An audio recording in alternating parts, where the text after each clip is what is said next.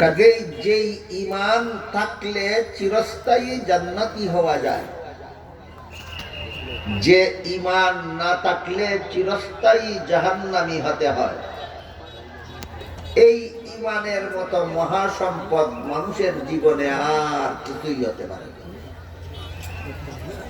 তাই আমাদের বোঝা দরকার এবং জীবনভর মনে রাখা দরকার এই মহামূল্যবান সম্পদ ঈমান কোন জিনিসটার নাম, ঈমান কাকে বলে, ঈমান কাকে বলে। হুবহু এই প্রশ্নটা আজ থেকে প্রায় ১৫০০ বছর আগে সর্বশ্রেষ্ঠ ফেরেশতা জিবরিল আলাইহিস সালাম সর্বশ্রেষ্ঠ মহামানব মুহাম্মাদুর রাসূলুল্লাহ সাল্লাল্লাহু আলাইহি ওয়াসাল্লামকে জিজ্ঞাসা করেছিলেন, মাল ঈমান, ঈমান কাকে বলে? জবাবে রাসূল বলে দিয়েছিলেন, ৬টা কথা বিশ্বাস করার নাম ঈমান।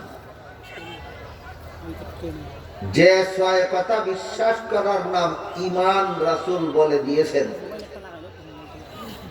এই ৬ কথা কুরআনের বিভিন্ন আয়াতে, রাসূলের বিভিন্ন হাদিসে বর্ণিত আছে। যারা কুরআন হাদিস থেকে খুঁজে ৬ কথা বের করতে পারবেন না,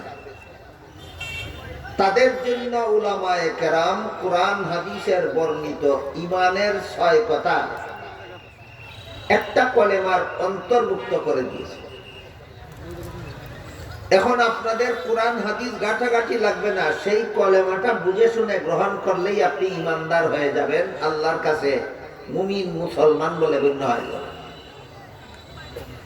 কলেমাটার নাম হলো ঈমানে মুফাসসাল। আমানতু বিল্লাহি ওয়া মালাইকাতিহি ওয়া কুতুবিহি ওয়া রুসুলিহি ওয়াল ইয়াউমিল আখিরি ওয়াল কদরি খাইরিহি ওয়া শাররিহি মিনাল্লাহি তাআলা ওয়াল বাসি বাদাল মাউত। এর অর্থ হলো, আমি বিশ্বাস স্থাপন করলাম আল্লাহর উপর, আর আল্লাহর ফেরেশতাগণের উপর, এবং আল্লাহর নাযিলকৃত আসমানী কিতাব তথা কুরআন শরীফের উপর, আর আমি বিশ্বাস স্থাপন করলাম আল্লাহর প্রেরিত নবী রাসূলগণের উপর, আর আমি বিশ্বাস স্থাপন করলাম আল্লাহর নির্ধারিত ভাগ্য তালিকা তকদীরের উপর, আর আমি বিশ্বাস করলাম পরকালের চিরস্থায়ী জীবনের উপর।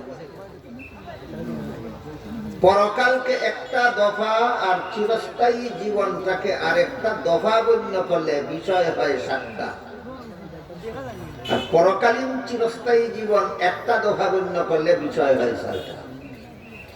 আমরা সহজে বোঝার জন্য দুইটাকে একটাই গণ্য করি।